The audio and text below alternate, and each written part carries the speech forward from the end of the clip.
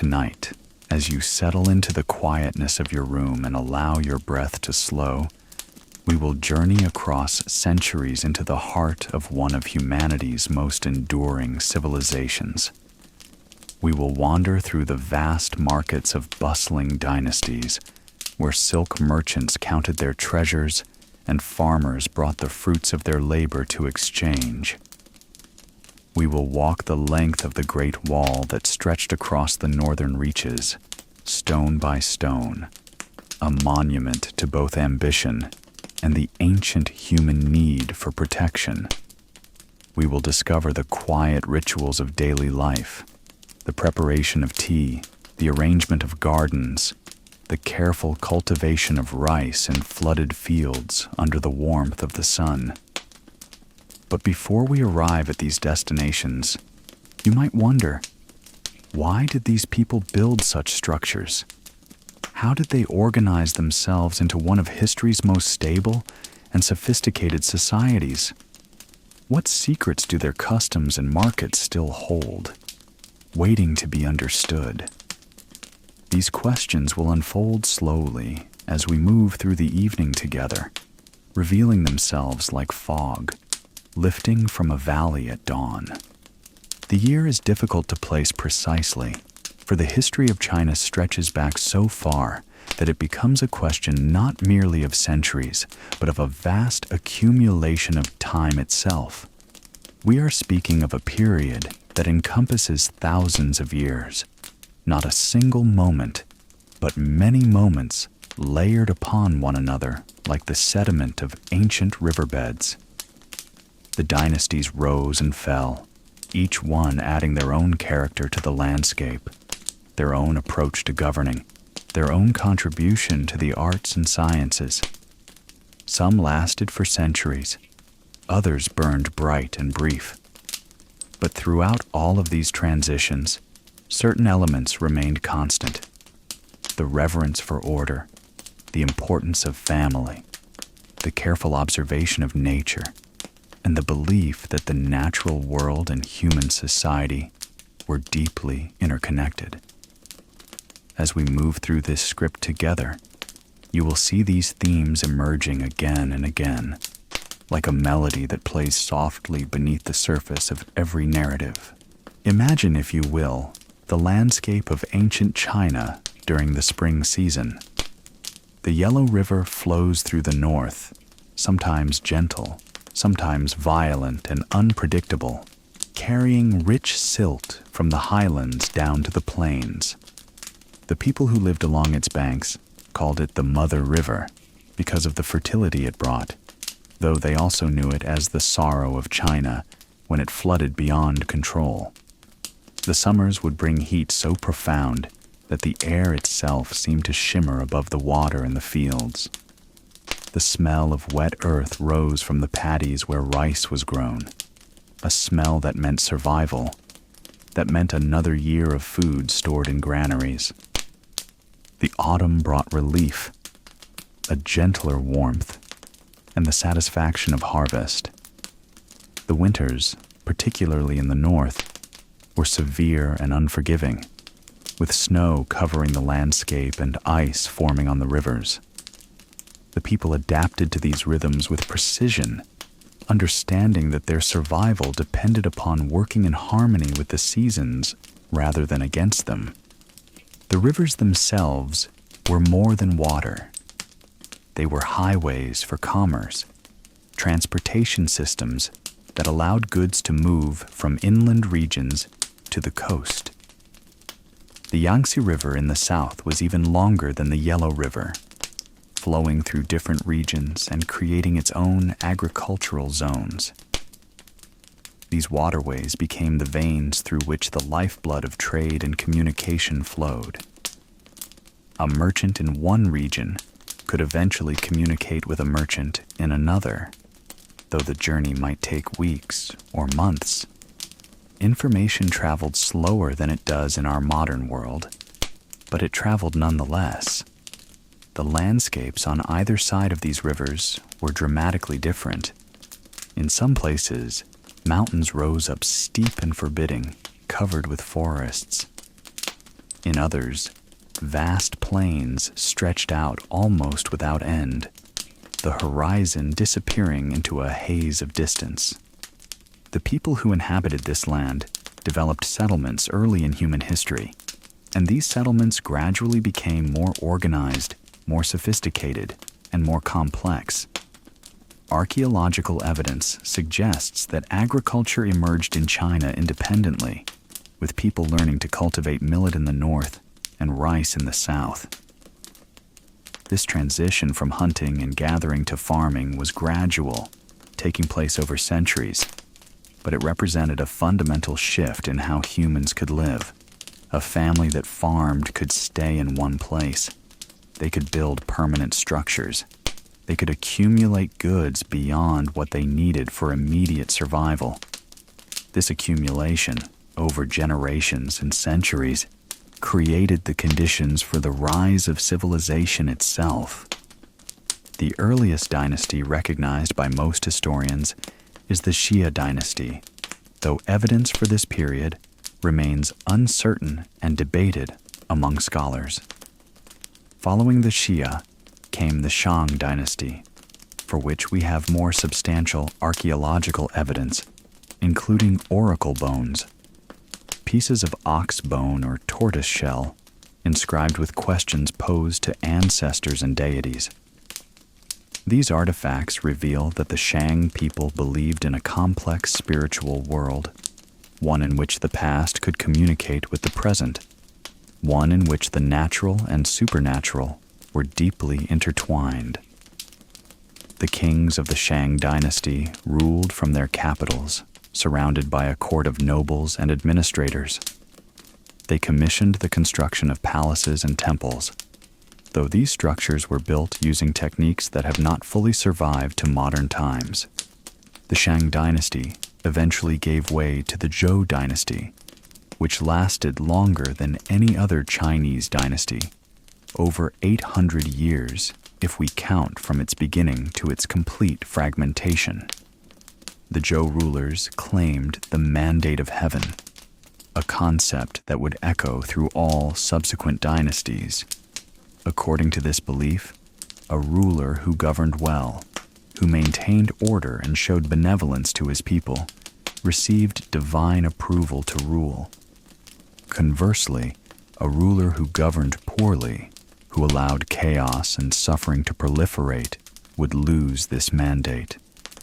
Natural disasters, floods, famines, and defeats in war were sometimes interpreted as signs that the mandate of heaven had withdrawn from a particular ruler or dynasty.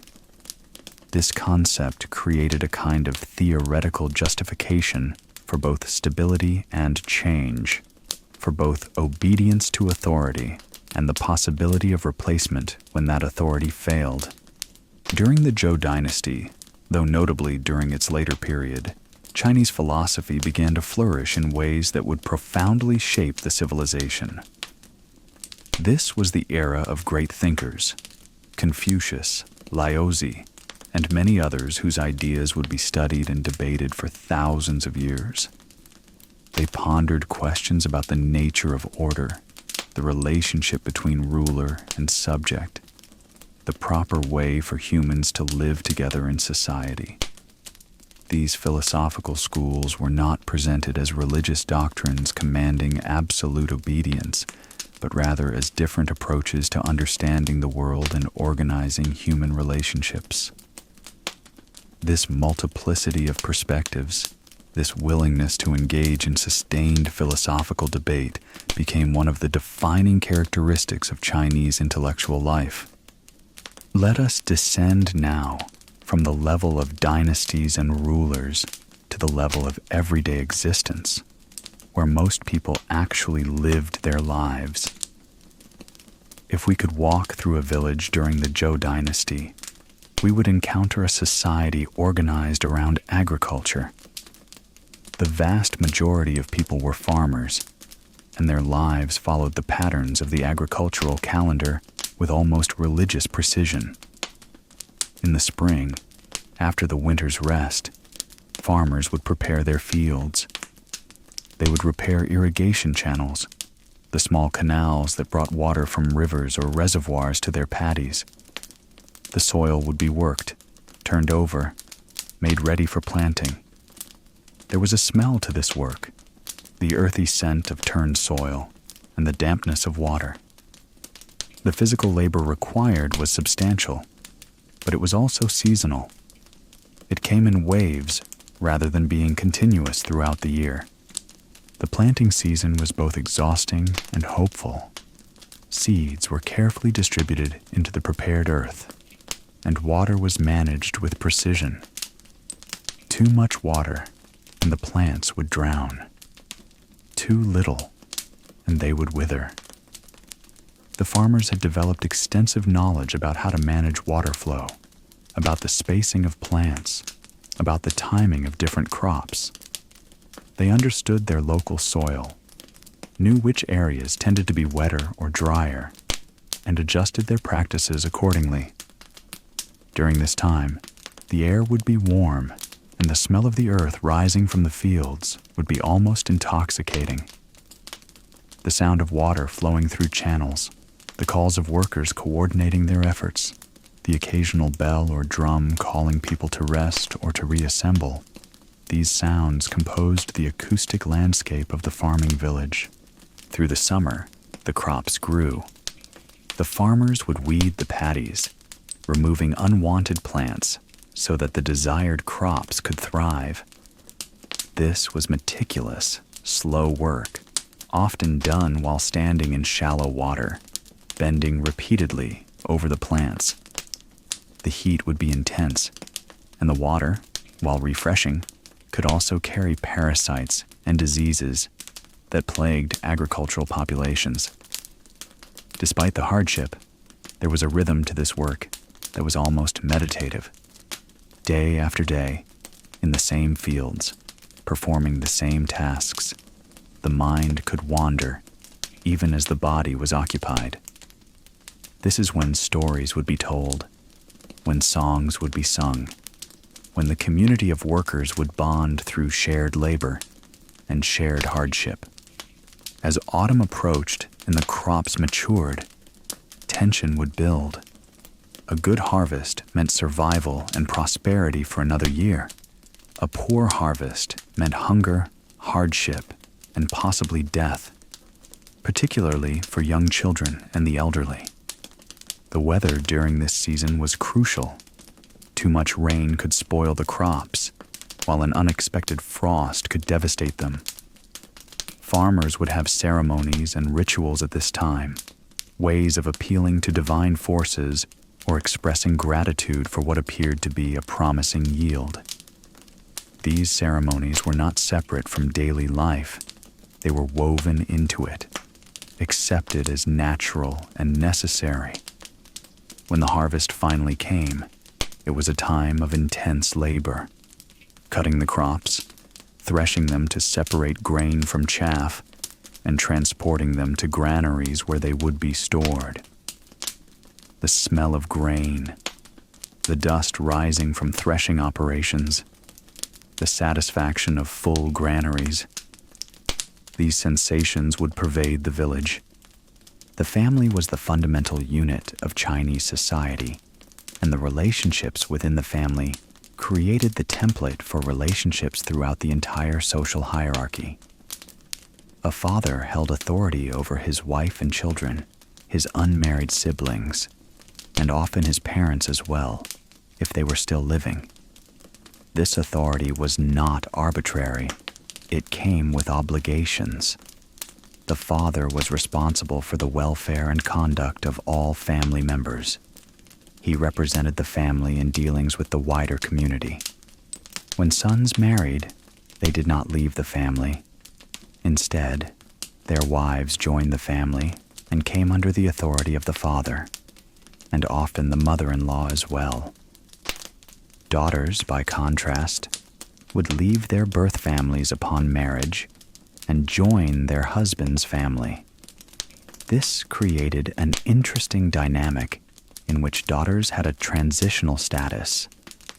They belonged to one family through birth, but would eventually belong to another through marriage. Marriages were typically arranged, decided not by the individuals involved, but by their families. The economic considerations were substantial. The bride's family would provide a dowry, goods, money, or property that went to the groom's family. The groom's family would provide a bride price that went to the bride's family. These exchanges were not viewed cynically as the buying and selling of women, though they did have economic implications. Rather, they were understood as the cementing of relationships between families, the creation of binding ties that would persist for generations. A marriage created obligations between two family groups that might last for decades. If the groom's family treated the bride poorly, her birth family would know of it and might refuse to engage in future transactions or negotiations. If the bride's family failed to provide the promised dowry, the groom's family felt justified in feeling wronged. Within the family structure, age and gender determined status and responsibility. Elder members were respected and obeyed by younger members. Men held more formal authority than women, though it would be incorrect to say that women held no power or influence. A skilled woman, particularly one who managed a household efficiently or bore sons, could wield considerable informal influence within the family. Mothers-in-law often controlled much of the household labor and could direct daughters-in-law in their tasks. The eldest son had the responsibility of caring for aging parents and would typically inherit more than younger sons. This system created incentives for the maintenance of family bonds and for the preservation of property across generations. Unlike systems where inheritance was split equally among all children, potentially fragmenting family holdings, the Chinese system of preferential male inheritance meant that family estates could remain intact and even grow over time. The concept of filial piety, respect and obedience to parents and ancestors, was fundamental to Chinese ethics and philosophy. Children were taught from the earliest age that they owed everything to their parents, who had given them life and nurtured them through childhood. This obligation was not merely one of gratitude, but was understood as a fundamental truth of existence. Even after parents died, filial piety continued in the form of ancestor veneration. Families would maintain small altars in their homes, where ancestors were remembered through offerings of food, incense, and prayer. The line between the living family and the ancestral family was not seen as a clear boundary, but rather as a continuation, a connection that transcended death itself. Beyond the family, Chinese society was organized into hierarchies that reflected both practical necessity and philosophical principles. The most visible hierarchy was that of the court and the nobility. The emperor sat at the apex, supported by an aristocracy of noble families who held titles and lands. These families were typically not self-made. They inherited their positions from ancestors who had earned favor through military service, administrative capability, or other accomplishments. Below the nobility were the scholars and administrators who served the emperor and the state. These were often men of intelligence and learning who had demonstrated mastery of classical texts and the ability to govern effectively. Below these elite classes were merchants and traders. Interestingly, in many Chinese societies, merchants were sometimes viewed with a degree of suspicion or moral ambiguity. The ideal man, according to Confucian philosophy, was a scholar and administrator, not someone whose primary motivation was profit. Yet merchants were necessary. They facilitated the exchange of goods. They connected distant regions. They responded to demand and distributed supply. Over centuries, successful merchants accumulated wealth and power, and some merchant families eventually achieved status rivaling that of the nobility. They invested in education, hoping their sons would pass the examinations that led to administrative positions, and could thus elevate their family's status beyond mere wealth. Below merchants were artisans and craftspeople, people who created the goods that society valued. Potters made the ceramics used in daily life and valued in trade. Weavers created textiles, including the silk that would become one of China's most famous exports. Blacksmiths worked metal into tools and weapons. Carpenters built the structures that housed people and goods. These craftspeople often worked within guild systems that regulated their practices, maintained standards of quality, and protected their members' interests.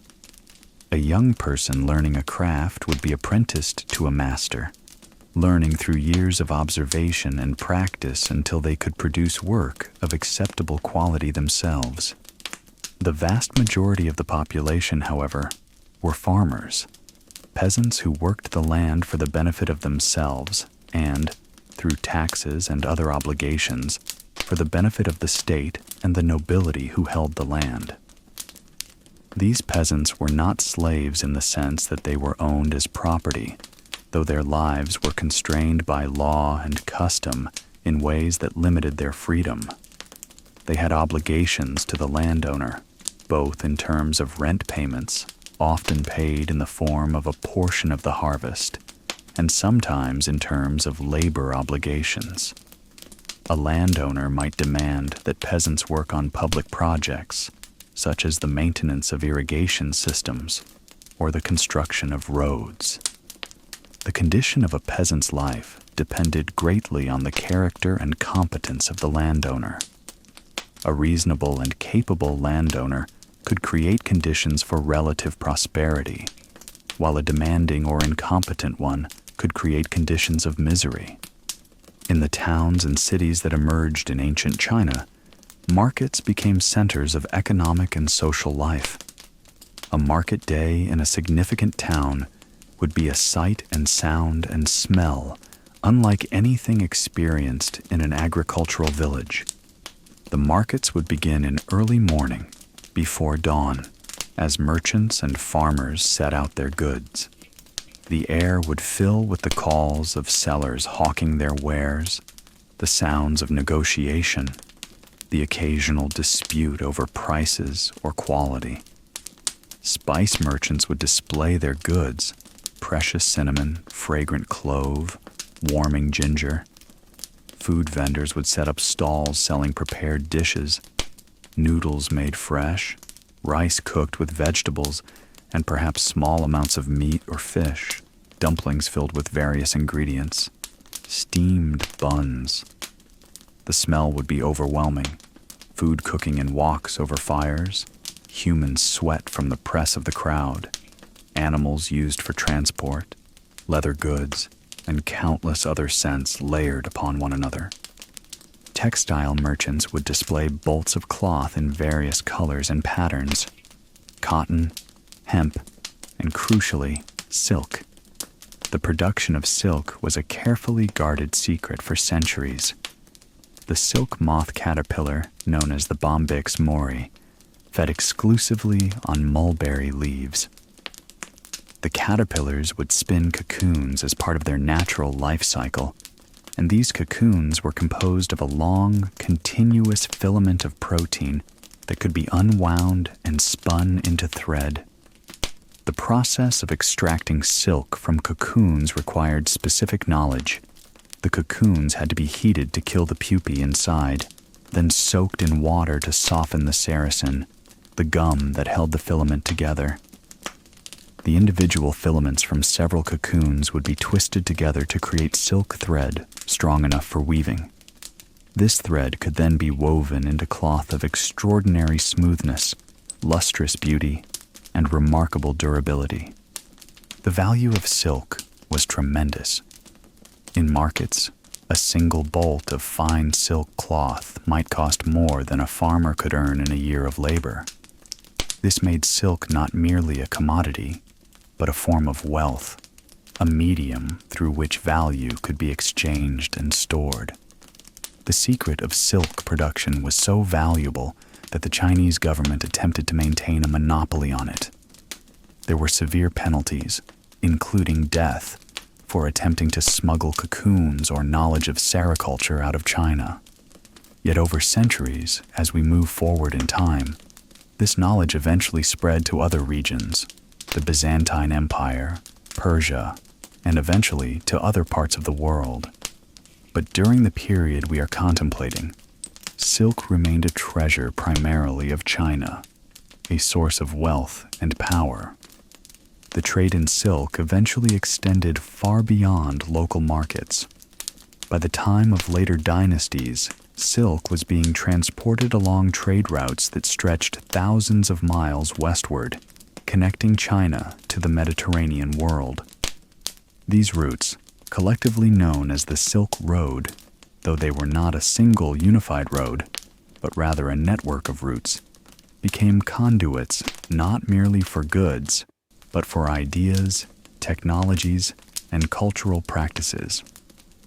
Merchants traveling these routes would carry goods in caravans, moving through deserts and mountains, facing bandits and harsh natural conditions. The journey could take a year or more.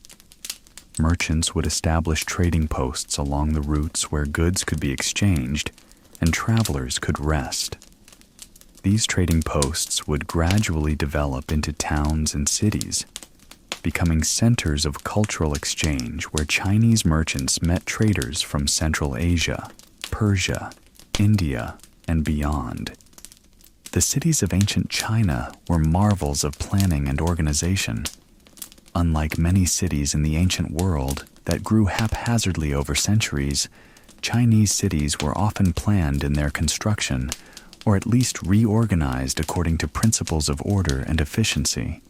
The ideal city, according to texts describing urban planning, would be laid out in a grid pattern with walls surrounding the perimeter. The walls served both practical and symbolic purposes. They protected the city from invasion and defined the boundary between the organized civilization within and the wild world beyond. The walls were massive structures, often built from rammed earth or brick, rising high enough that enemies could not easily scale them. Gates provided controlled access points, and soldiers would man these gates to inspect travelers and goods entering or leaving the city. Within the walls, the streets would follow the grid pattern, dividing the city into rectangular blocks. This arrangement made navigation easier and allowed administrators to know the city's layout precisely. Specific areas would be designated for particular functions, markets in certain zones, temples and religious buildings in others, government administrative buildings in central locations, and residential areas dispersed throughout. The royal palace or the residence of the highest administrator would be positioned prominently, often on high ground if the terrain allowed, symbolizing the authority and power of the ruler. The most important buildings were aligned with cardinal directions: north, south, east, west, reflecting a belief in the cosmic significance of these directions and the need for harmony between human constructions and the natural order of the universe. The buildings themselves would be constructed using materials common to the region. In areas with abundant timber, buildings would have wooden frames and walls. The roof would typically be covered with tiles or thatch, sloped to allow water to run off during rainstorms. In some regions, buildings were constructed primarily from stone. The architectural style would gradually develop characteristics recognizable as distinctly Chinese. Upturned eaves, for instance, which created a distinctive silhouette against the sky, and which were believed to have spiritual significance, as well as practical benefits for water drainage. The interior spaces would be organized according to principles of hierarchy and function. Important rooms would be larger and more elaborately decorated.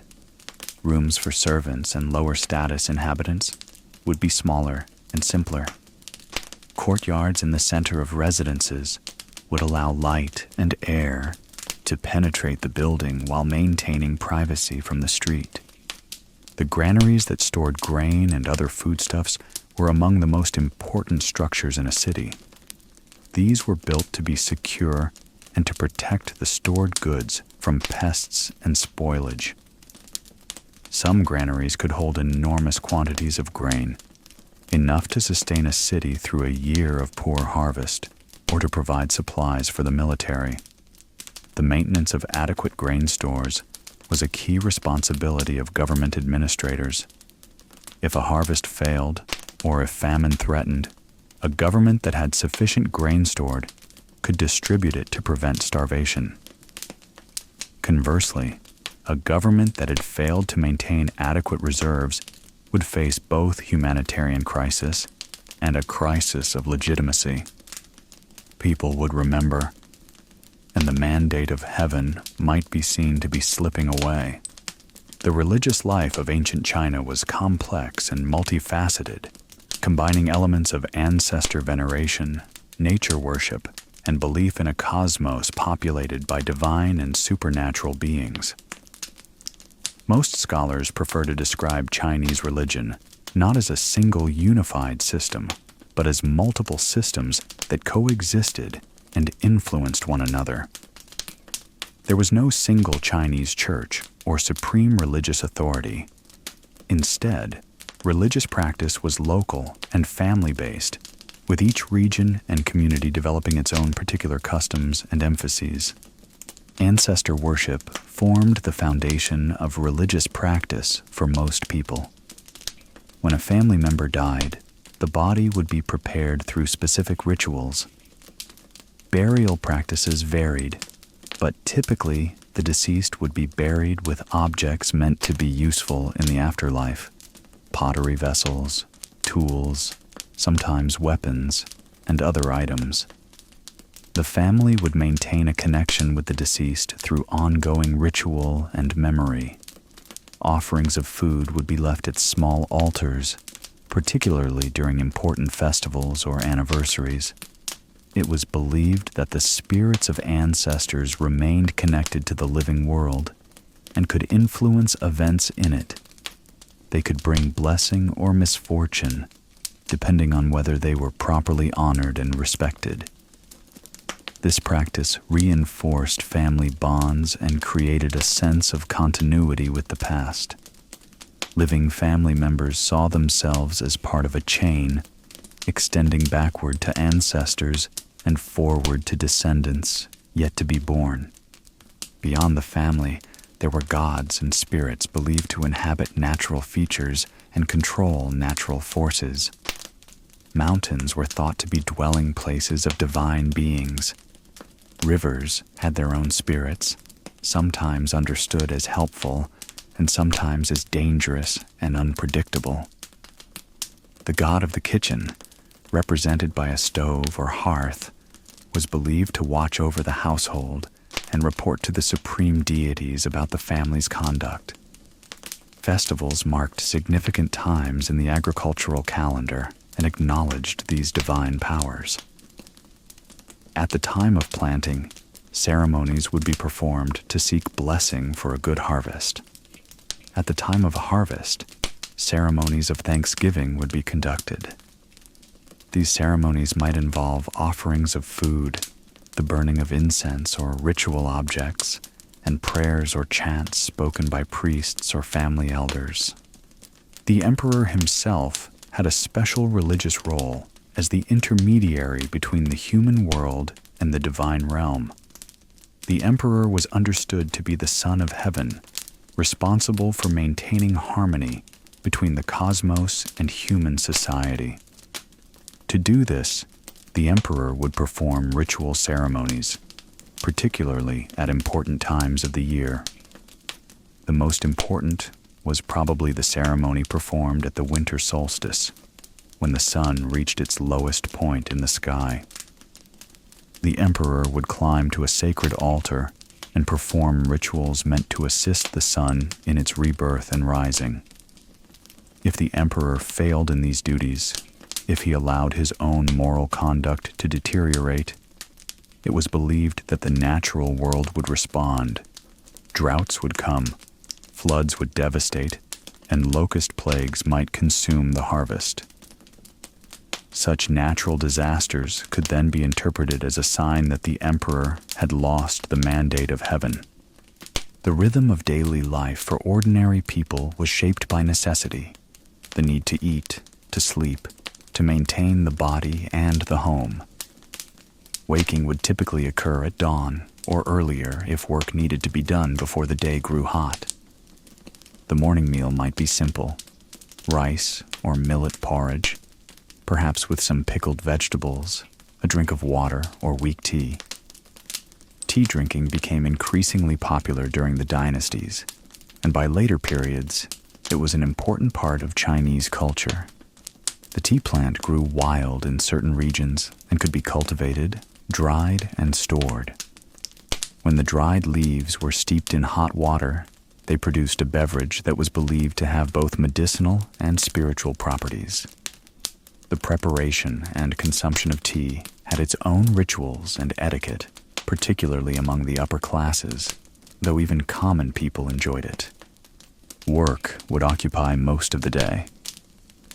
For farmers, this meant tending to the fields, checking irrigation channels, weeding, and performing whatever seasonal tasks were necessary. For artisans, this meant working at their craft, weavers at their looms, potters at their wheels, blacksmiths at their forges. The heat from these activities, the physical exertion, the dust and smoke and noise, these composed the sensory environment of the working day. There might be a pause at midday for a meal and brief rest to escape the heat. The afternoon would see a return to work until the light began to fail. As evening approached and the work wound down, people might bathe or clean themselves, wash their clothes, and prepare the evening meal. The evening meal was typically more substantial than the morning meal, particularly if the family had access to sufficient food. There might be rice or noodles as the foundation, with vegetables and perhaps small amounts of meat or fish if available. Meat was expensive and consumed primarily on special occasions for most people, though hunting supplemented the diet in regions where game was available. Preserved foods were important. Salt fish, pickled vegetables, fermented bean pastes, foods that could be stored for long periods and eaten throughout the year. After the meal, as darkness fell and before the time of sleep, people would spend time together. Stories might be told, songs might be sung, children might play. These were moments of rest and relaxation after the day's labor. Clothing was designed for practicality and was adapted to climate and social status. Common people wore simple garments, robes or tunics that could be adjusted for warmth or heat. The materials were cotton, hemp, or wool, depending on the region and availability.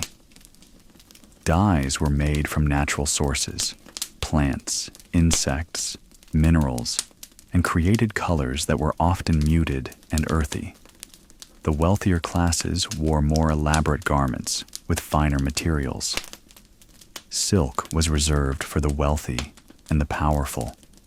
Colors that required expensive dyes, particularly bright reds and purples, became markers of status. Patterns and embroidery were signs of wealth and artistic sophistication. The cut and style of garments could communicate one's rank and position in society to anyone observant enough to read these signs. The agricultural produce available in ancient China created a palette of flavors and textures that shaped Chinese cuisine. Rice was the staple grain in the southern regions, where the warm, wet climate was suitable for its cultivation. Millet and wheat were the primary grains in the north, where conditions were drier. These grains were prepared in various ways: boiled into porridge, ground into flour for noodles, steamed. The cooking technique of steaming, using bamboo baskets placed above boiling water, became characteristic of Chinese cooking. This method could be applied to grains, vegetables, fish, and other ingredients, cooking them gently with minimal loss of nutrients or flavor. Vegetables formed an important part of the diet and represented most of the food that common people consumed. Beans of various kinds, soybeans, mung beans, others, were grown extensively. These could be eaten fresh or preserved by fermenting or drying. The soybean in particular became the basis for numerous important foods in Chinese cuisine. Soybeans could be fermented into pastes or sauces that added flavor to bland grains. They could be curdled into a soft substance called tofu, which became a major source of protein. This innovation, the production of tofu from soybeans, was transformative for Chinese nutrition, providing a protein source that was cheaper and more sustainable than animal products. Leafy vegetables, various kinds of greens, were cultivated and eaten. Squashes, gourds, and melons were grown in many regions. These vegetables would be chopped into small pieces and cooked quickly in a wok or large pan with oil or animal fat, a cooking method that preserved their color and texture while ensuring they were edible. The use of oil in cooking was significant and was obtained from various seeds, sesame seeds, peanuts, and others depending on the region. The oil added richness to dishes and allowed for higher heat cooking that created complex flavors. Seasonings were crucial to making simple ingredients more palatable and interesting. Salt was essential both for flavor and for food preservation. Spices and seasonings grew in certain regions or could be imported. Ginger, with its warming quality, was used widely. Garlic and various kinds of onions added pungency and depth. Vinegar was made from fermented grains or fruits and added acidity to dishes. Soy sauce, created through the fermentation of soybeans and salt, became a crucial flavoring agent. Hot peppers, which would arrive in China from the Americas in much later periods, did not yet exist in ancient China. So the heat in food typically came from ginger or Sichuan pepper, which creates a unique tingling sensation on the tongue. The preparation of food was often a communal activity. In households, women typically bore the responsibility for food preparation, though in wealthy households, servants or cooks might perform these tasks. The tools used in the kitchen were adapted for the cooking methods employed: cleavers for chopping ingredients finely, woks for quick cooking over high heat, steamers for gentle cooking, and pestles and mortars for grinding grains or crushing seasonings. The kitchen was often the warmest place in the home, particularly during winter, and was a place where people naturally gathered. Stories were told in the kitchen, children were taught here, and the rhythms of food preparation, the repetitive chopping, the simmering of broths, the steaming of grains, created a meditative quality to the work. The creation of textiles was one of ancient China's most important industries and represents one of humanity's most sophisticated craft traditions. The process began with the raw materials: cotton plants that grew in warm climates, or sheep's wool from pastoral regions. The raw fiber had to be cleaned, removing seeds, dirt, and other impurities. This cleaning was labor-intensive, often done by hand, pulling the fibers apart and working them until they were clean. Once clean, the fibers had to be carded, combed parallel to one another to make them easier to spin. The spinning process took these prepared fibers and twisted them into thread. Hand spinning using a simple spindle had been practiced for thousands of years, and by the period we are considering, spinning wheels had been invented. allowing faster and more consistent production of thread. Once thread was produced, it could be dyed before weaving or woven and then dyed. The colors available depended on the dyes available locally or through trade. Indigo, which created a deep blue, grew as a plant and could be fermented to create a dye vat. Red dyes could be created from various plants and from insects. The cochineal insect, for instance, produced a brilliant red when processed correctly. Yellow dyes came from plants like weld and from certain minerals.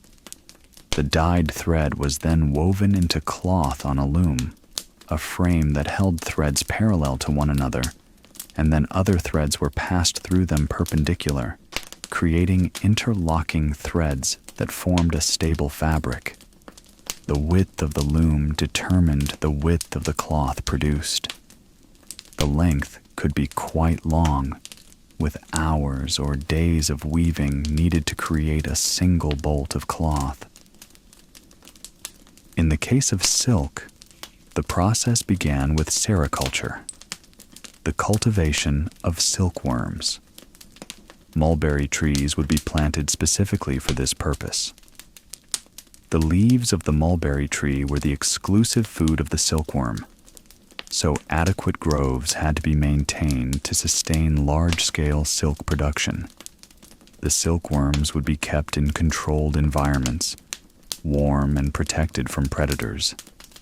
As they fed and grew, they would molt several times, shedding their skin as they increased in size. Finally, after several weeks of growth, the silkworm would cease feeding and prepare to spin its cocoon. The cocoon spinning took about 2 or 3 days, during which the silkworm produced a continuous filament of silk, sometimes over 1,000 meters long, creating a protective case around itself. Once cocoons were complete, they had to be processed to extract the silk. The cocoons were exposed to heat, either by steaming or by placing them in ovens, which killed the pupae inside and prevented the silkworm from breaking through the cocoon at the completion of its metamorphosis.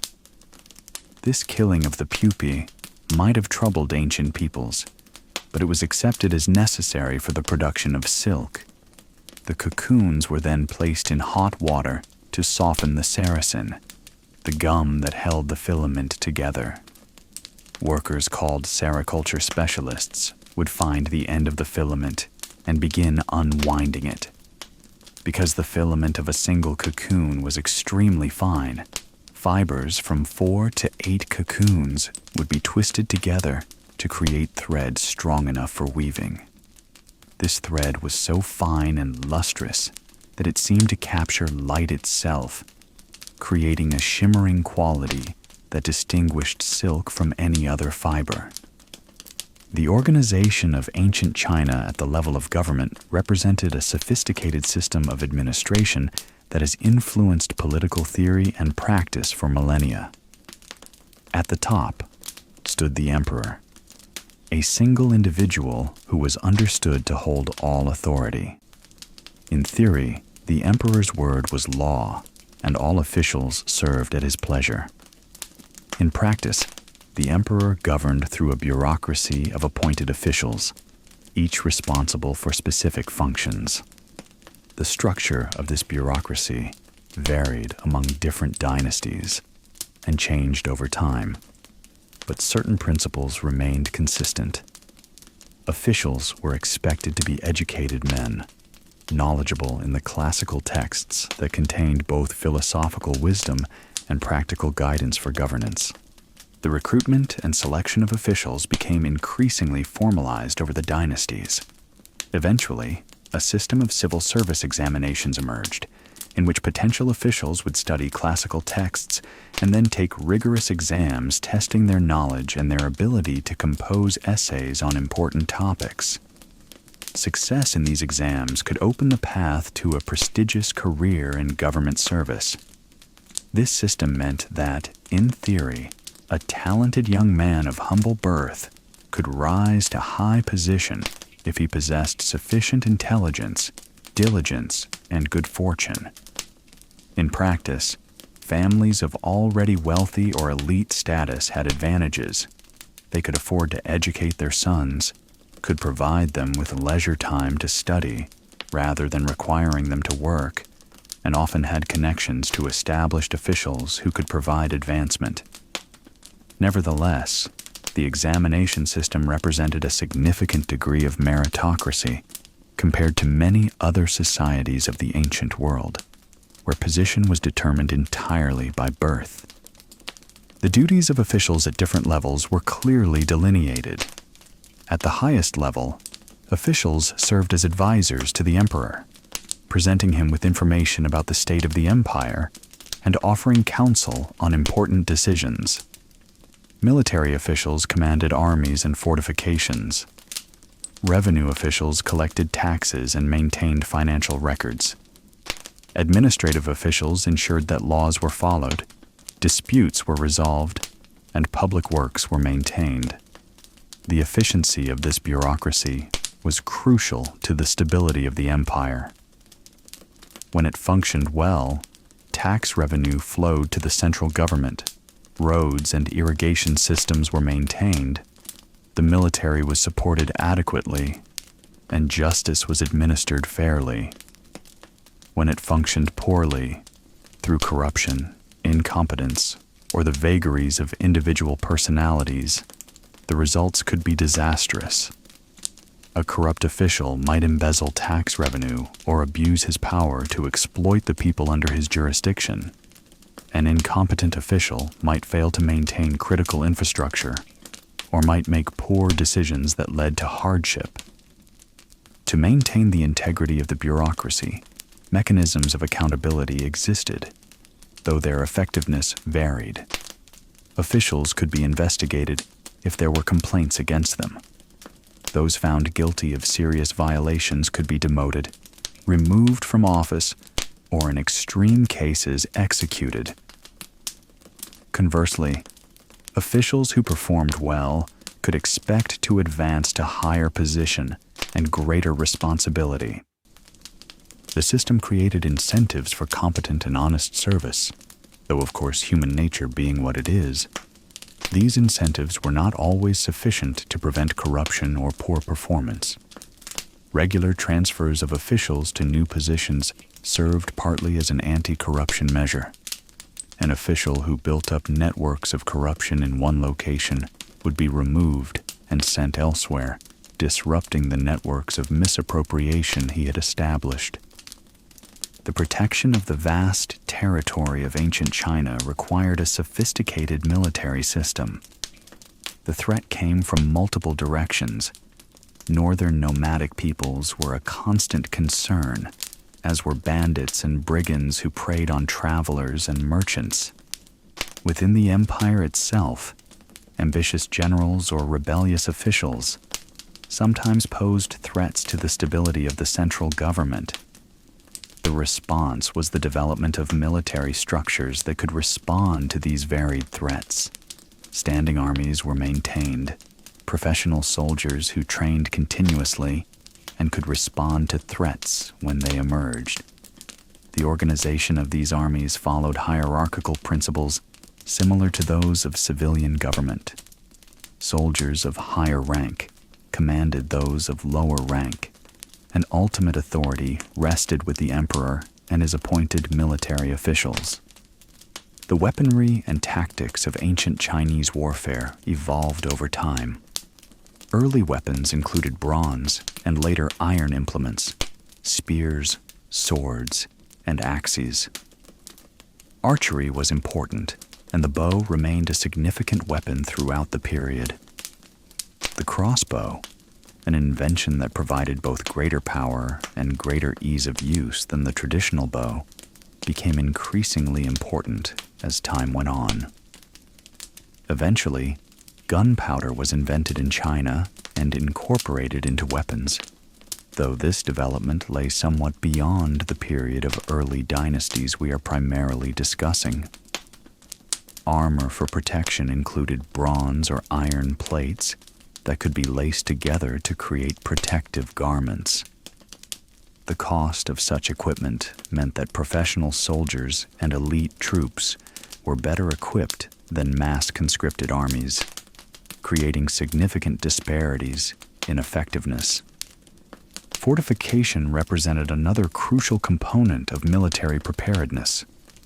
The Great Walls built to protect the northern border of China are the most famous examples, but walls around cities and fortified positions throughout the empire were also significant.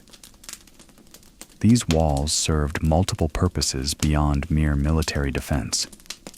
They controlled trade, allowed the government to collect taxes on goods passing through gates, and created a psychological sense of security for the population behind them. The construction of such walls required immense resources, vast quantities of labor, and careful engineering to ensure they could withstand assault. During peacetime, maintenance of walls was an ongoing concern. During wartime, walls served as refuges to which populations could retreat if invaded.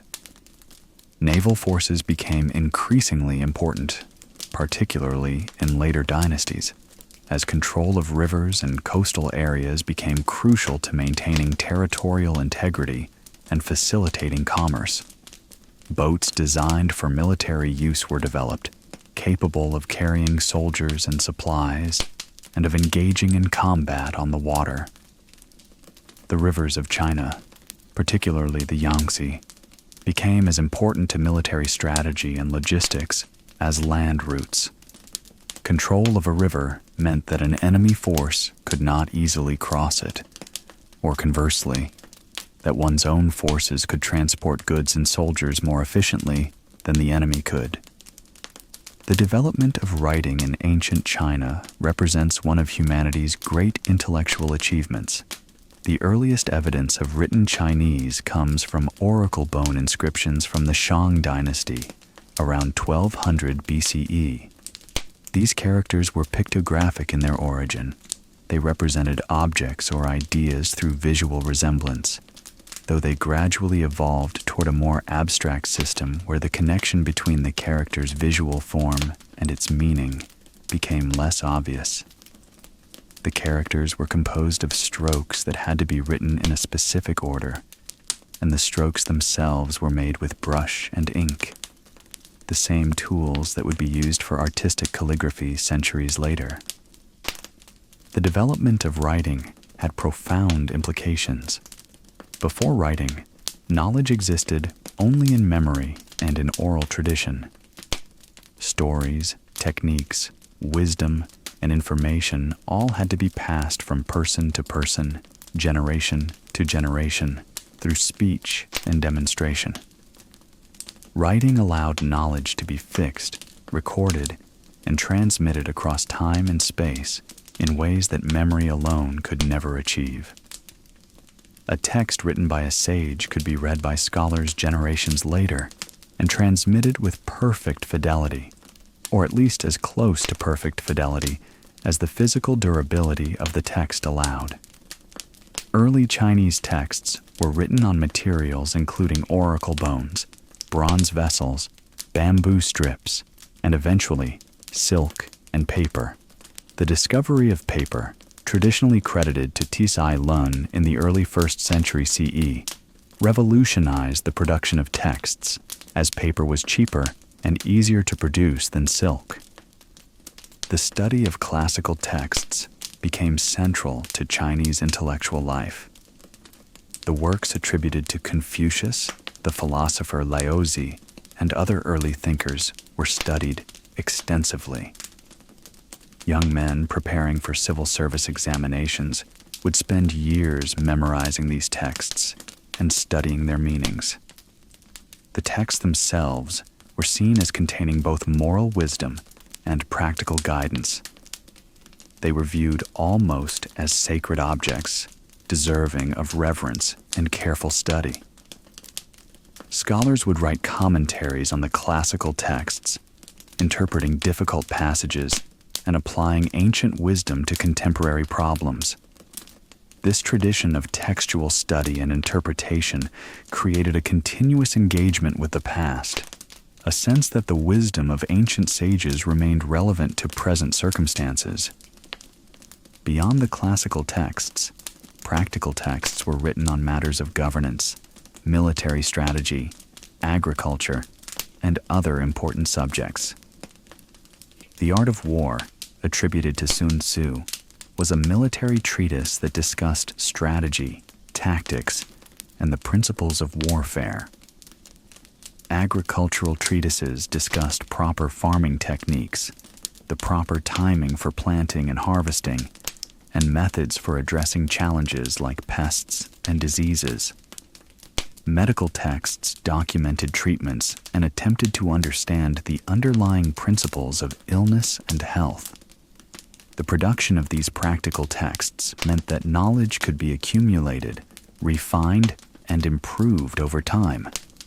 A technique that worked would be recorded, and future generations could learn from it and potentially improve upon it, rather than having to discover it anew. The natural environment of ancient China shaped its civilization in profound ways. The climate varied dramatically across the vast territory. In the south, toward tropical regions, the weather was warm and wet, allowing for rice cultivation and supporting lush vegetation. In the north, the climate was drier and colder, with winters bringing substantial snowfall in many areas. The central regions represented a transition between these extremes. The mountains that traversed the landscape divided regions and presented obstacles to communication, creating distinct geographic and cultural zones. Yet these same mountains were also sources of beauty and spiritual significance, and the major rivers connected the regions, allowing for communication and trade despite the geographical obstacles. The seasons created a fundamental rhythm to life. Spring was the time of renewal, when the land awakened from winter's sleep. Seeds were planted, and hope for the coming year's harvest was high. Summer brought warmth and rapid growth, with the plants developing and reaching toward maturity.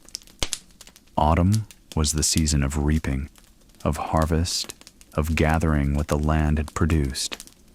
Winter brought rest and dormancy, a time of conservation and preparation for the coming spring. These seasonal cycles were marked by festivals and ceremonies, moments when the community paused to acknowledge the transition between seasons and to appeal to divine forces for blessing in the season ahead. The forests of ancient China were extensive and contained valuable resources. Timber was harvested for construction and fuel. Various plants and roots were gathered for medicinal purposes. Herbs and mushrooms were collected and used in cooking. Animals hunted in the forests included deer, wild boar, and smaller game that provided meat for the table. The forests also served important ecological functions, moderating the climate, absorbing water during rainy seasons that could then be released gradually, preventing floods. The relationship between humans and forests was one of extraction. Forests provided resources, but also of respect. Mountains and forests were seen as dwelling places of spirits and as sources of spiritual power. The mineral wealth of the earth was also important. Copper, tin, and iron deposits were located in various regions and were mined to provide the raw materials for tools and weapons. Quarries provided stone for construction. Clay for pottery came from specific locations, and potters in certain regions became renowned for the quality of their work, the result of abundant high-quality clay and generations of accumulated skill. The geographic distribution of these resources meant that trade was not merely a luxury, but a necessity. Regions that lacked certain raw materials had to trade for them, creating commercial links between geographically distant areas. The creation of pottery represents one of the oldest artistic traditions of human civilization, and in ancient China, it reached remarkable heights of sophistication and beauty. The earliest pottery found in China dates back thousands of years, predating the dynasties we have been discussing. The development of pottery followed a trajectory from purely utilitarian vessels designed simply to hold and cook food to increasingly refined and decorated objects that served both practical and aesthetic purposes. The materials used in pottery production were clays of varying compositions. Different clays had different working properties and resulted in different colors when fired. Some clays were pure and could be worked finely, allowing for intricate forms and thin walls. Others contained impurities that made them more suitable for coarser, thicker vessels. The preparation of clay was crucial. It had to be thoroughly mixed and worked to remove air pockets that could cause cracking or explosion during firing. The wheel, likely invented independently in different cultures, allowed for the symmetrical production of cylindrical and round vessels at a speed far faster than hand modeling alone. The forms of pottery vessels served specific functions. Large storage jars held grain, oil, and other foodstuffs. Bowls and cups were used for eating and drinking. Cooking vessels were shaped to conduct heat efficiently. Ceremonial vessels were created for religious or ritual use. Within these functional categories, potters exercised artistic choices in the exact proportions of vessels, the thickness of walls, the shaping of lips and bases, and the application of decoration. Some vessels were painted with pigments before firing, creating designs that would become a permanent part of the finished pot. Others were carved or incised with patterns. Some surfaces were left plain and simple, allowing the inherent beauty of the clay and its color to be the primary aesthetic statement. The firing of pottery was a crucial and sometimes unpredictable process. The clay vessels would be placed in a kiln, a chamber that could reach temperatures of 1,000 degrees Celsius or higher. The firing transformed the clay, which is a crumbly material that dissolves in water, into a hard ceramic that is water-resistant and durable. Different temperatures and firing conditions produced different results. Higher temperatures generally produced harder, more durable ceramics, but could also cause warping or cracking if not done carefully. The color of the finished pot depended on the composition of the clay and the firing conditions. Iron content in the clay would produce reddish or brownish colors. Other minerals could produce grays or blacks. The mastery of firing conditions required deep knowledge and experience, and potters who could consistently produce fine work were valued members of society. By later periods, the production of ceramics in China reached extraordinary levels of refinement. The development of porcelain, a material made from kaolin clay and fired at high temperatures, represented a major technological advance. Porcelain was white, durable, and could be made quite thin while remaining strong. It quickly became prized both within China and in foreign markets. But during the earlier dynasties, pottery of various types was the primary ceramic material, and the variety and quality of pottery production demonstrated the artistic and technical sophistication of the civilization. The Chinese appreciation for natural beauty and for the harmony between humans and nature found expression in the creation of gardens. These were not merely places where plants were grown for food or medicine, though productive gardens served important practical purposes. The gardens we are discussing were aesthetic creations, spaces designed to embody principles of beauty and harmony. The traditional Chinese garden was conceived as a microcosm, a small-scale representation of the natural world that could be apprehended and appreciated in its entirety. Within a limited space, designers attempted to capture the essence of mountains, valleys, water, sky, and vegetation. Water was a crucial element in these gardens.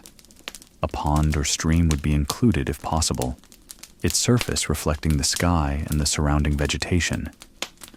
The sound of water, flowing over rocks, dripping from a fountain, lapping against shore, contributed to the sensory experience of the garden. Rocks were carefully selected and placed, their forms and textures meant to evoke mountains or cliffs in miniature. Pavilions and viewing platforms would be constructed at strategic locations where the visitor could sit and contemplate the garden, appreciating different views as they moved through the space.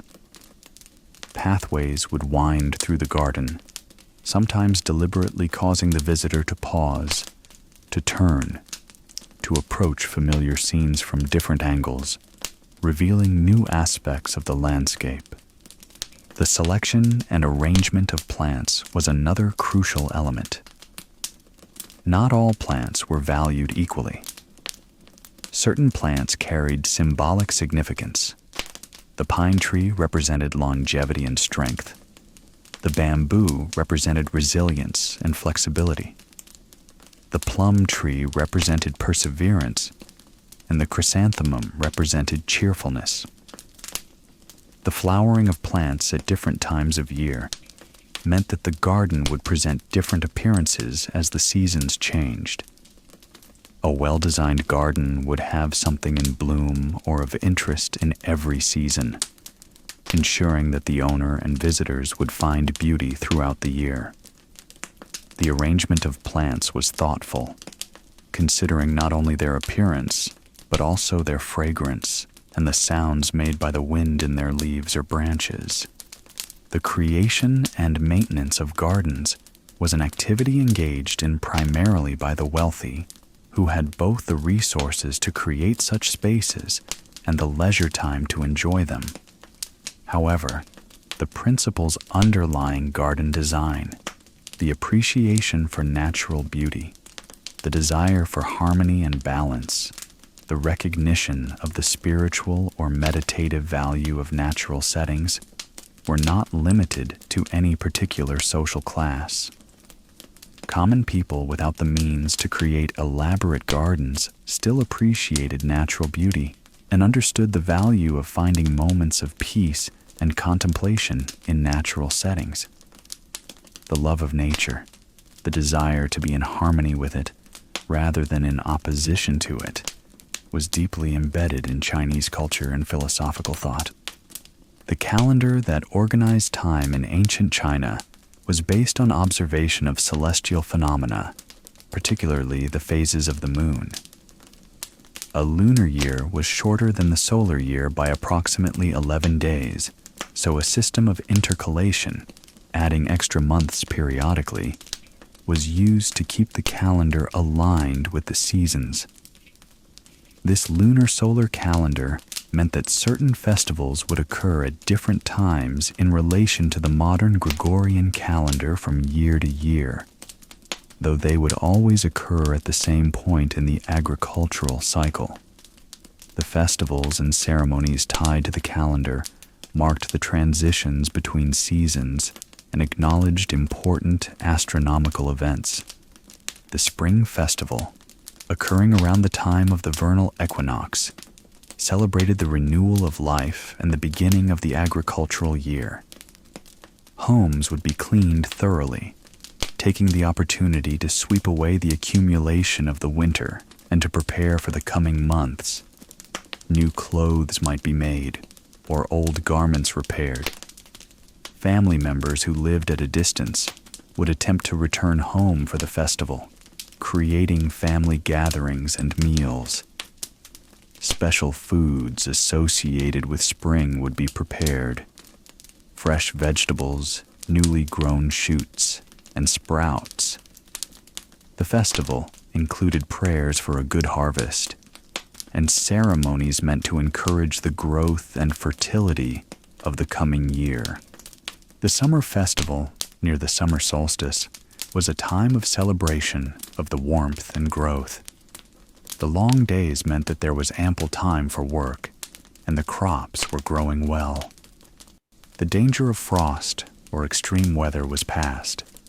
The festival might include blessings for continued good weather and gratitude for the flourishing of the plants. Water, so important for agriculture, would be celebrated, and rituals might be performed at rivers or springs. The heat of summer would be briefly relieved through the provision of cooling foods and drinks. Ice, if it had been stored from winter, might be consumed as a luxury treat, a small indulgence in the heat. The autumn festival, near the autumn equinox, was perhaps the most significant as it coincided with the harvest. All the work of the year culminated in this period, and the success or failure of the harvest would determine the prosperity of the coming year. The festival was a celebration of successful harvest if the crops were good, and a plea for understanding and mercy if the harvest had been poor. Harvest foods were prepared, and offerings of the harvest's bounty were made at temples and family altars. The festival was also an occasion for community gathering. The work of harvest brought people together, and the celebration that followed was a reward for their labor and cooperation.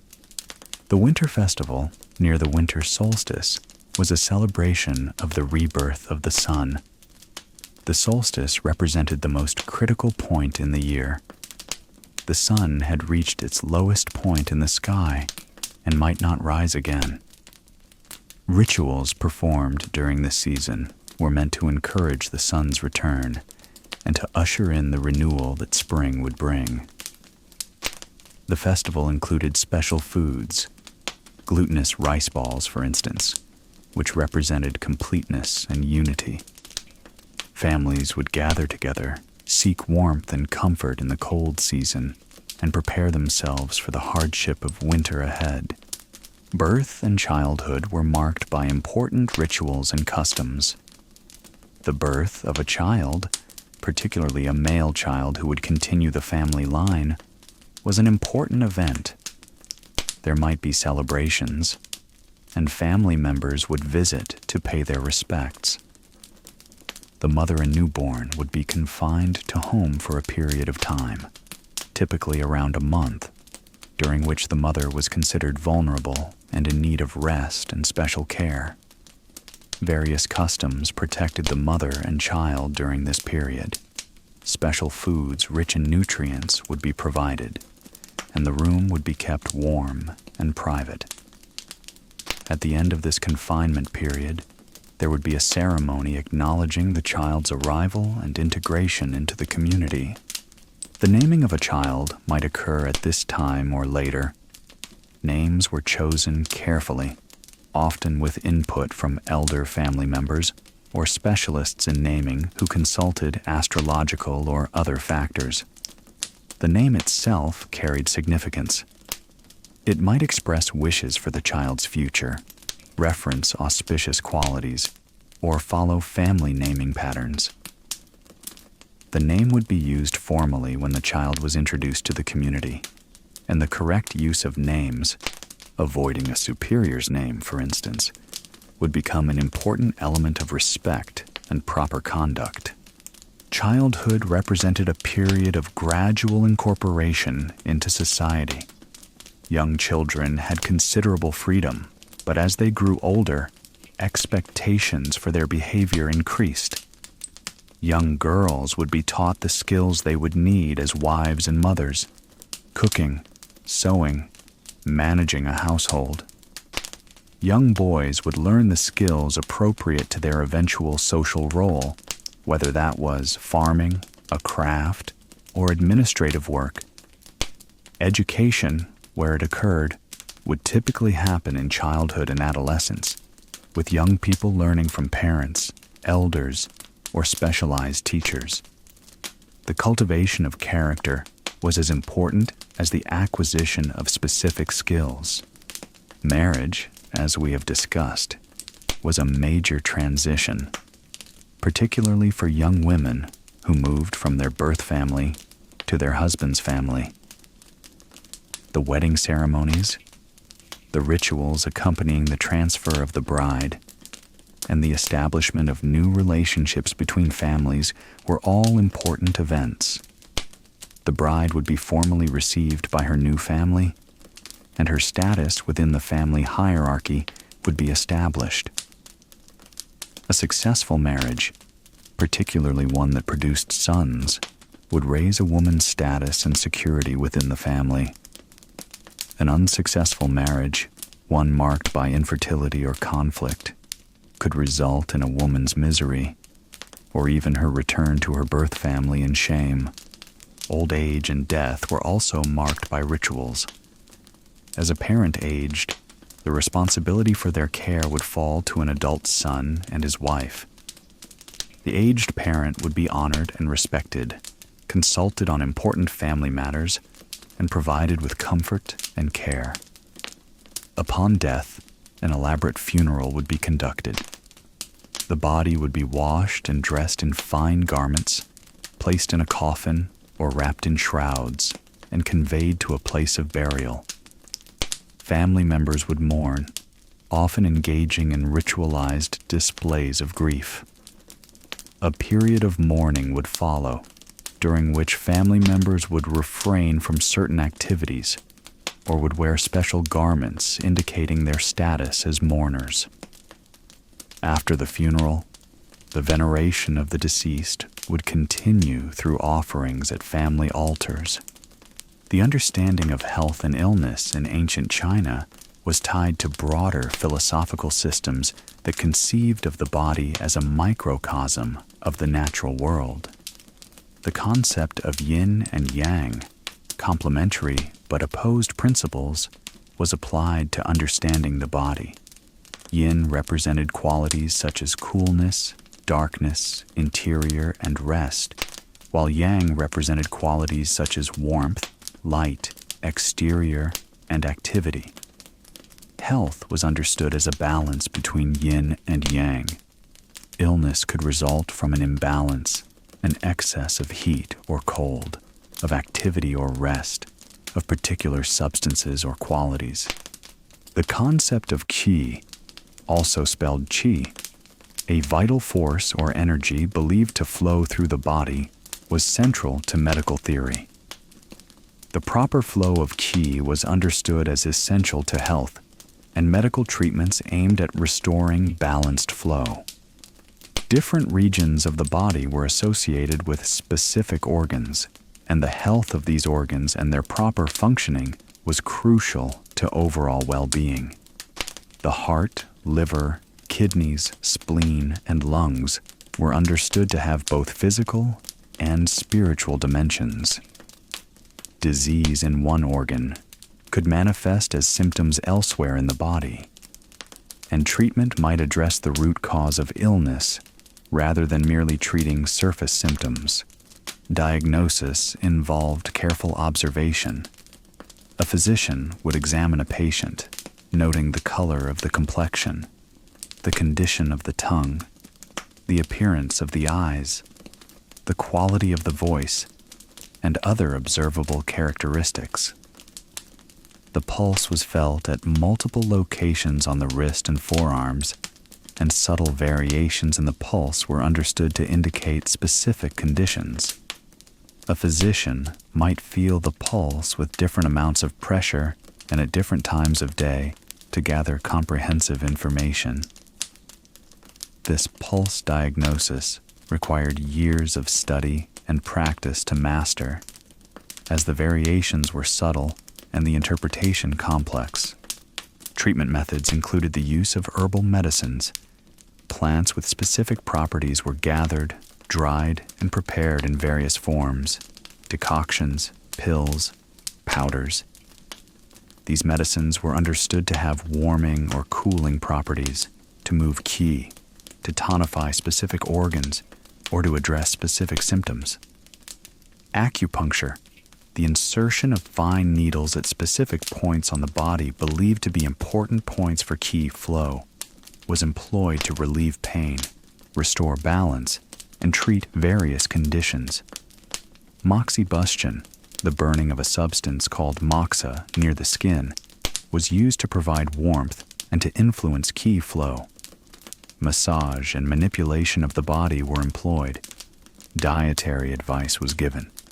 Certain foods were warming, others cooling, and the diet could be adjusted to address imbalances. Prevention was emphasized alongside treatment. A healthy lifestyle with appropriate rest, moderate exercise, a balanced diet, and attention to emotional well-being was understood to prevent illness.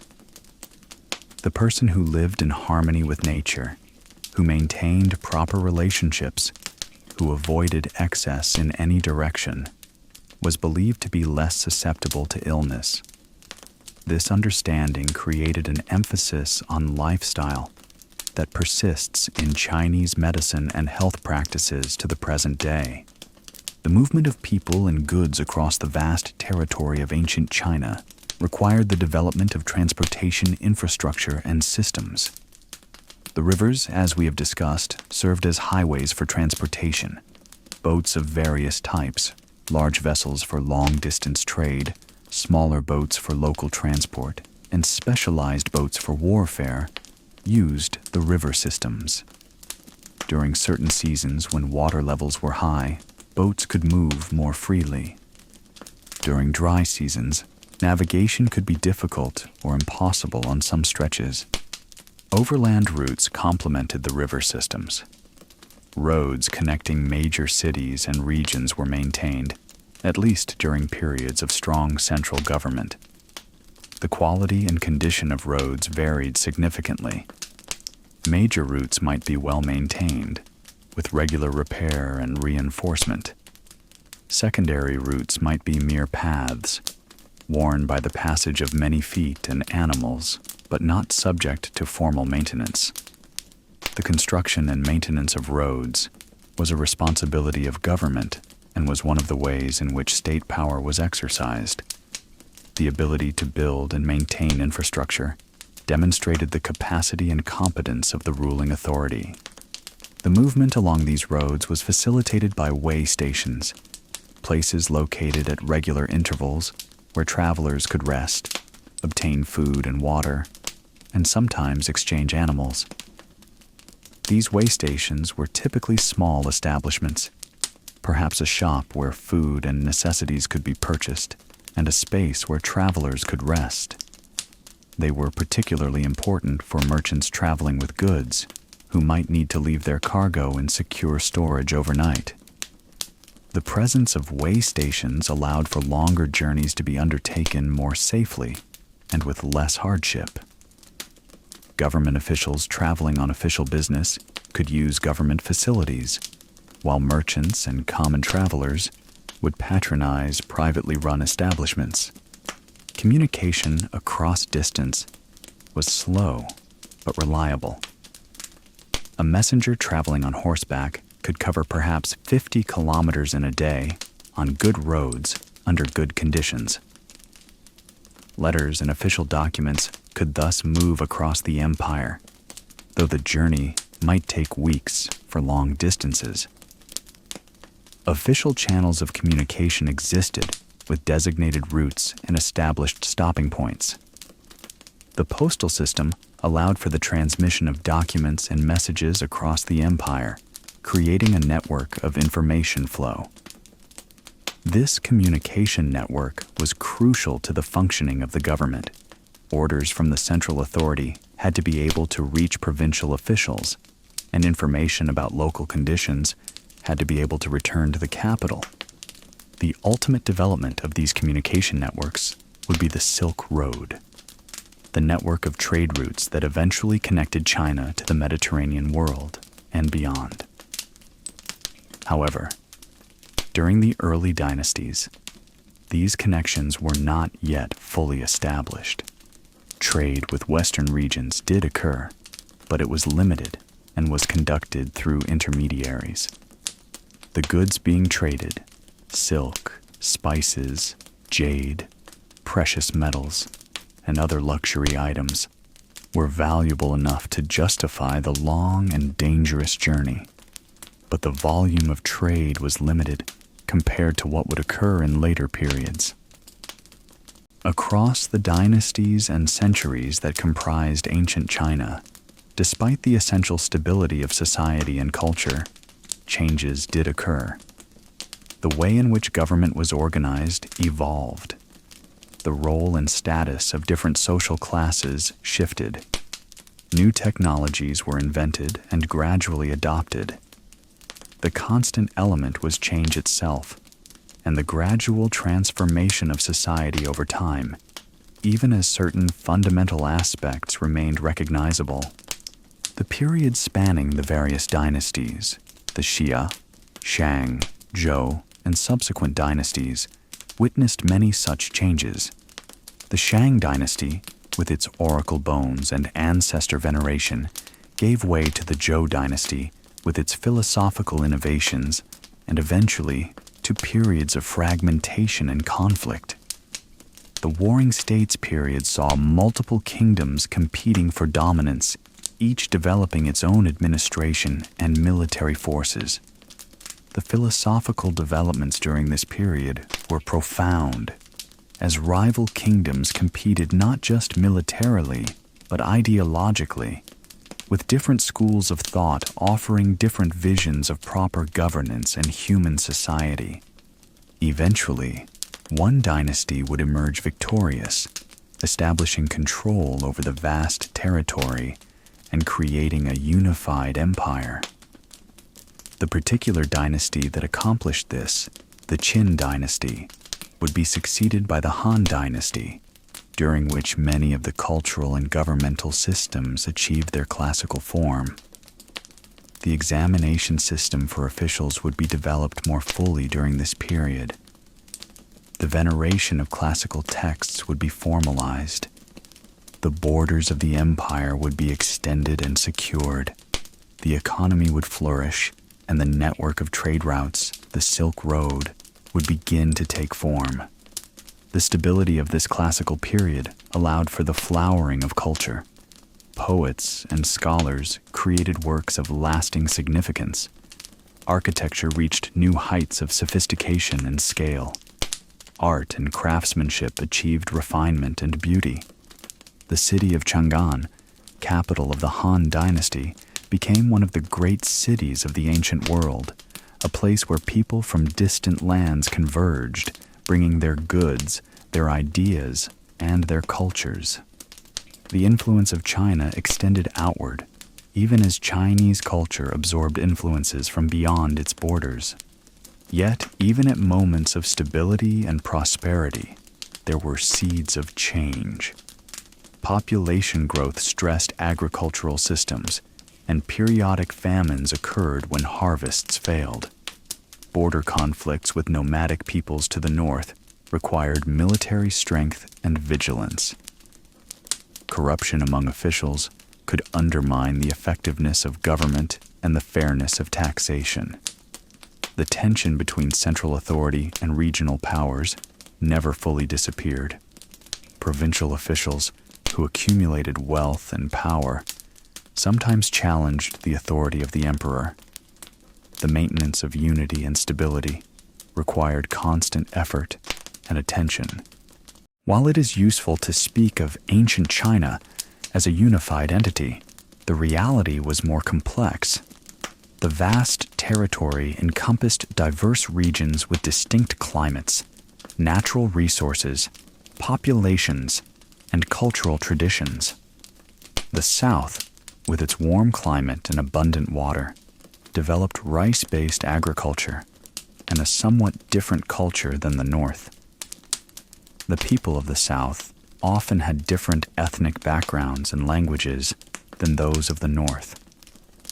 The Southwest and West included regions of mountains and plateaus where agriculture was less prominent and pastoral herding played a larger role. The coast had its own character, with fishing and maritime trade being important activities. These regional variations manifested in many ways.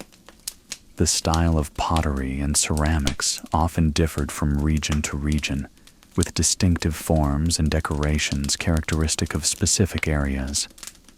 The architecture adapted to local climate. Buildings in the south had designs that promoted ventilation and airflow in the heat and humidity, while buildings in the north were designed to retain heat in the cold seasons. The crops that predominated in different regions shaped not only diet, but also the entire structure of the agricultural calendar and society. The dialects spoken varied dramatically between regions, though most fell within what we might call the Chinese language family. Despite these variations, a sense of shared culture and identity gradually developed. The spread of writing, using the same character system across diverse regions, created a common intellectual and administrative framework. The education of officials who were trained in the same classical texts meant that educated people from different regions shared reference points and conceptual frameworks. The imperial system created a center, the emperor, and the capital, toward which ambitious individuals were drawn, and around which political and cultural activity was organized. The Confucian emphasis on proper conduct, on filial piety, on the importance of virtue and learning. These ideals spread throughout the empire and created a shared ethical framework. Yet local traditions and identities never completely disappeared. Regional art styles, local festivals and customs, dialect languages, and specific agricultural practices persisted and were valued. The development of Chinese civilization was not a process of homogenization, but rather of the coexistence of unity and diversity. The sense that one could be both a member of a specific local community with its own traditions and a participant in a larger Chinese civilization was and is characteristic of Chinese identity. One of the most remarkable aspects of Chinese civilization is its continuity. Unlike many ancient civilizations that were disrupted, displaced, or transformed by conquest or environmental disaster, Chinese civilization persisted through periods of chaos and fragmentation, and eventually reformed and endured. The reasons for this persistence are complex. The geographic position of China, surrounded on many sides by difficult terrain, provided some protection from the kind of large-scale invasions that disrupted other civilizations. The size of China's population meant that invasions, even when successful, often resulted in assimilation of the conquerors into Chinese culture, rather than replacement of it. The strength of Chinese cultural traditions was another factor. The emphasis on education, on the study of classical texts, on the preservation of knowledge meant that cultural practices and values were transmitted across generations, even during periods of political fragmentation. Even if one dynasty fell and another arose, the basic structures, the family system, the agricultural calendar, the respect for learning and scholarship, the veneration of ancestors, persisted. A new dynasty might change the officials in power, but the underlying system of governance and society would remain fundamentally similar. This meant that periods of disruption, while they could cause great suffering to the population, did not result in a complete break with the past. The flexibility of the system was another crucial factor. While Confucian ideals of stable social hierarchy and filial piety provided continuity, there was room within the system for change. New philosophical schools could emerge and compete with older ones. Officials could be selected based on examination results, creating opportunities for talented individuals regardless of birth. Adjustments could be made in taxation or administration when previous systems proved ineffective. This combination of fundamental stability and gradual adaptability created a civilization that could endure for thousands of years. As we reach the conclusion of our journey through this evening, the immense span of time that comprises ancient China becomes almost overwhelming to contemplate. Dynasties rose and fell. Countless individuals lived their lives within the rhythms of agriculture and family. Cities were built and sometimes destroyed. Great works of art and literature were created, and knowledge was accumulated and transmitted. Yet through it all, certain patterns repeated themselves. Families continued to transmit values to new generations. Farmers continued to work their fields according to the seasons. Merchants continued to seek profit and connection through trade. Scholars continued to study and debate great questions. The government continued to attempt to maintain order and collect taxes to support its operations. The cycles continued, and in their continuation, the civilization persisted. As this narration draws toward its close, imagine yourself in that time, in that place. Feel the warmth of the sun on your face in summer, the chill of winter winds, the gentle rain of spring and autumn. Hear the sounds of daily life, the voices of workers in the fields, the calls of merchants in markets, the bells of temples ringing the hours of the day. Smell the cooking fires, the flowers blooming in gardens, the dust of roads, and the scent of rain on earth. Taste the simple foods that sustained people: rice and vegetables, the bitter and energizing tea, the salt fish preserved for winter consumption. Feel the texture of silk or cotton cloth, the warmth of a family gathered together during the cold months, the satisfaction of work completed and harvest gathered.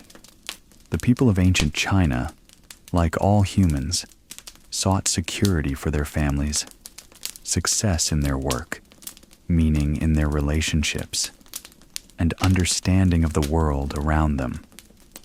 They developed systems and structures to achieve these goals, and in doing so, created one of humanity's great civilizations. The philosophy, the art, the literature, the governmental systems, the agricultural techniques, the spiritual practices, all of these were human responses to universal human needs and questions. In studying the history of China, we are not studying something distant and disconnected from our own time and place. We are studying the history of human beings, much like ourselves, facing challenges and opportunities and creating solutions and meaning. The dynasties and centuries have passed, and the world has changed enormously. The technologies that seemed miraculous, paper, printing, gunpowder, became ordinary. The trade routes that connected distant peoples have been superseded by modern transportation and communication. The political systems have transformed, yet the deep patterns of human life, the importance of family, the cultivation of learning, the appreciation for beauty, the desire for harmony with nature, these persist. The civilization that emerged in ancient China and continues to the present day in the Chinese people and culture represents a profound human achievement, a testament to the ability of human beings to create order, beauty, and meaning. As you drift deeper into sleep, let these images and sounds and sensations fade gently from your consciousness. The history of ancient China, with its dynasties and markets, its daily life and grand achievements, remains, like all history, a part of the human story, a reminder of where we have come from, and the capacity of human beings to endure, to create, and to continue forward through time. Tomorrow will bring new awareness, new experiences, and new understanding. But for now, let sleep come gently, and let the rest of the night be peaceful and restorative. The story of ancient China rests with you, waiting to be contemplated again in future moments of quiet reflection or when the need arises to remember that human civilization, in all its complexity and beauty, stretches far back into time and continues forward toward futures yet to be written.